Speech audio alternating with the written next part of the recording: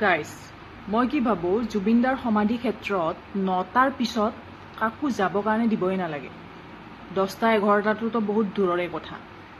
কাৰণ গুৱাহাটীখনত জানে 8টাৰ পিছত যোনটো চিটুৱেশ্যন হয় বাহিৰত ওলালে গম পায়, বাহিৰত যোন মানুহে ওলাই থাকে সেইবোৰ মানুহে গম পায় 8টাৰ পিছত গুৱাহাটীৰ চিটুৱেশ্যনবিলাক মানুহবিলাক কেনেকুৱা হৈ যায়। গতিকে 10টা 11টালৈকে একচুৱেলি জুবিন ক্ষেত্ৰ মানুহক যাব দিবই নালাগে মোৰ মতে।